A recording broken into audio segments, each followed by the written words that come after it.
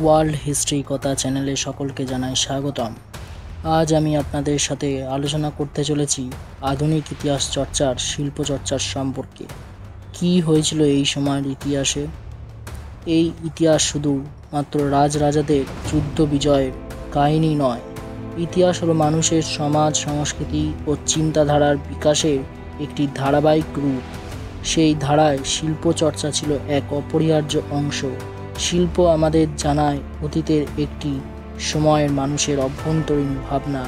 সেই সময় মানুষ কিভাবে শিল্প চর্চার মাধ্যমে আধুনিক ইতিহাস চর্চায় তারা বিভিন্ন ভাবনা, সৌন্দর্যবোধ এবং সামাজিক পরিপ্রেক্ষিতে। অতএব ইতিহাস চর্চা কখনোই সম্পূর্ণ হতে পারে না শিল্প চর্চাকে উপেক্ষা করে। আপনি যদি এই চ্যানেলে নতুন হয়ে থাকেন তাহলে প্লিজ চ্যানেলটিকে সাবস্ক্রাইব করে বন্ধুদের মধ্যে শেয়ার করে দেবেন আরও নিত্য নতুন ইতিহাসের নিত্য নতুন অজানা গল্প জানার জন্য। চলুন শুরু করা যাক। আধুনিক ইতিহাস চর্চার ইতিহাস সম্পর্কে জানাটা আমাদের গুরুত্বপূর্ণ একটি বিষয়। সেই সময় থেকে জানা যায় আধুনিক ইতিহাস সম্পর্কে। সেই সময় চিত্রকলা, গান, নাচ, বিভিন্ন শিল্পচর্চা এই আধুনিক ইতিহাসে দেখতে পাওয়া যায়। শিল্পচর্চা হলো আধুনিক ইতিহাস চর্চার এক নীরব আর দলিল। চিত্রকলার এক একটি রেখা, নকশা, সঙ্গীতের সুর, স্থাপত্য, অলঙ্কার এসব শুধুমাত্র শিল্প নয়, এরা ইতিহাসের নীরব দলিল। যেমন মিশরের পিরামিড বা অজন্তার ইলোরার গুহাচিত্র আমাদের জানায় প্রাচীন যুগের মানুষের ধর্ম, দৈনন্দিন জীবন ও সৌন্দর্যবোধ।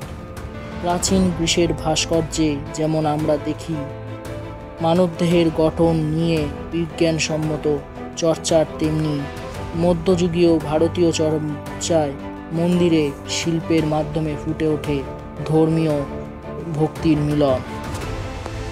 ইতিহাস চর্চায় কেবল রাজনীতি নয়, সাংস্কৃতিক ইতিহাস, শিল্পজ ইতিহাস ও নৃত্য ইতিহাস আধুনিক ইতিহাসের সঙ্গে সংযুক্ত হয়ে পড়েছে। আধুনিক ঐতিহাসিকরা আজ শুধু দলিল, দস্তাবেজ নয়, চিত্র, সঙ্গীত, পোশাক, উৎসব, নাটক ইত্যাদিকেও সম্মান, গুরুত্ব দিয়েছে। সামাজিক প্রেক্ষাপটে বোঝা যায় একটি সময় শিল্প যে কতটা গুরুত্বপূর্ণ বিষয় তা আমরা বুঝতে পারি সেই সময় সমাজের রুচি, চাহিদা কী ছিল। এই সময় ধর্মীয়, রাজনৈতিক প্রভাব বোঝা যায়। মোগল আমলের চিত্রকলা যেমন ইসলামী, পার্সি প্রভাব লক্ষ্য করা যায়। আবার চোল স্থাপত্য হিন্দু ধর্মের রূপ প্রতিফলিত হয়। নারী, শ্রমজীবী ও প্রান্তিক মানুষদের অবস্থান যেমন ক্ষেত্র হিসেবে ইতিহাস মৌন ও থেকেছে, সেখান থেকে শিল্প অনেক সময় আশ্চর্যজনক তথ্য দিয়েছে। ইতিহাসবিদরা যেমন লোকচিত্র ও লোকগানে আমরা দেখতে পাই জনজীবনের আনন্দের প্রতিচ্ছবি। শিল্পচর্চার ইতিহাসের থেকে সঙ্গীত, নৃত্য, চলচ্চিত্র, নাটক সবই শিল্পচর্চার মূল অংশ। এই সময় এই বিষয় জানতে ভরত মুনির নাট্যশাস্ত্র ও অভিনয় দর্পণ বিশেষভাবে উল্লেখযোগ্য। সাম্যবেদ হলো ভারতীয় সঙ্গীতের একটি মূল উৎস হিসেবে পরিচিত। বীরভূমের পট ও পটের গান ছাড়াও গায়কী, ক্রম এবং গানের বৈশিষ্ট্য অঞ্চলভেদ, যেমন টপ্পা পাঞ্জাবের উট চালকদের গান। এই গান ভারতের ধ্রুপদী গান নামে পরিচিত, যা মূলত পাঞ্জাব অঞ্চলের থেকে উৎপত্তি লাভ করেছে। তা বিশেষ করে বারাণসী, লখনউয়ে বিকাশ লাভ করে এবং জনপ্রিয়তা লাভ করেছে। এবং এরই প্রবর্তক ছিলেন লখনউ এর গোলাম নবী। 1742 থেকে 1992 সালের গানের প্রস্তাবনাকে বলে গজল। এমনকি গোবিন্দজি মন্দিরে অনুষ্ঠিত মণিপুরী নৃত্য, শান্তিনিকেতনে রবীন্দ্র নৃত্য, উদয় শঙ্করের প্রাচ্য কেন্দ্রিক পাশ্চাত্য নৃত্য রীতি, পুরুলিয়ার মুখোশ পরা ছৌ নাচ, এছাড়াও দক্ষিণ ভারতের কর্ণাটকের মোহিনী আট্টানাম কৃষ্ণাট্টানাম ও তামিলনাড়ুতে আঞ্চলিক বৈশিষ্ট্যের দাবি রাখে। এই সময় অ্যাসোসিয়েশন আইপিটিএ বা ভারতীয় গণনাট্যম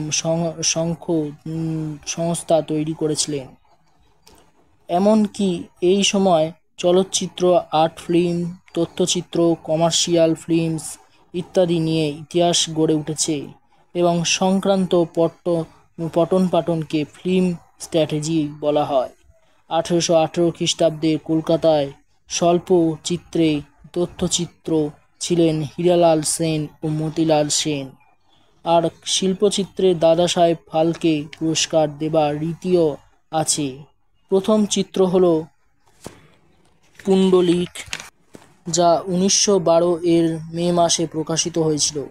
1913 খ্রিস্টাব্দে প্রকাশ পায় ধুন্দিরাজ গোবিন্দ ফালকের দাদাসাহেব ফালকে সিনেমা হরিশ্চন্দ্র। এমনকি শিশির কুমার বসুর 100 বছরের বাংলা থিয়েটার, সত্যজিৎ রায়ের একই বলে শুটিং, ব্রজেন্দ্রনাথ নাট্যশালার ইতিহাস, আশুতোষ ভট্টাচার্যের বাংলা নাট্যশাস্ত্র সাহিত্যের ইতিহাস।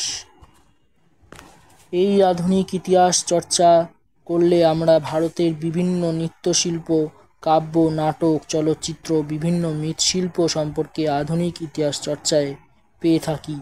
এইভাবেই গড়ে ওঠে আধুনিক ইতিহাস চর্চার শিল্প ইতিহাসের চর্চা। যদি ভিডিওটি ভালো লাগে তাহলে প্লিজ চ্যানেলটিকে সাবস্ক্রাইব করে লাইক ও কমেন্ট শেয়ার করতে ভুলবেন না এবং বন্ধুদের মাঝে শেয়ার করে দেবেন। ধন্যবাদ।